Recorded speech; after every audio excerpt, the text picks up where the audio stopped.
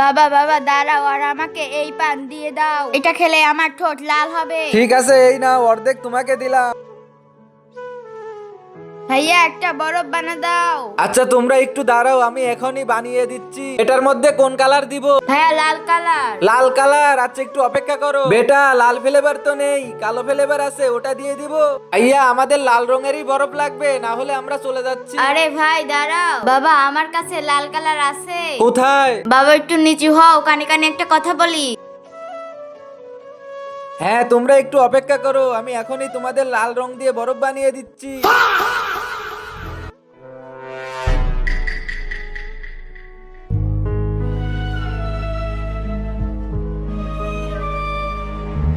ভাইয়া অনেক মজা হয়েছে। ভাইয়া বরফের মধ্যে পান আর চুনেরও স্বাদ লাগতেছে। হ্যাঁ এটা পান ফ্লেভার বরফ, খুবই মজা।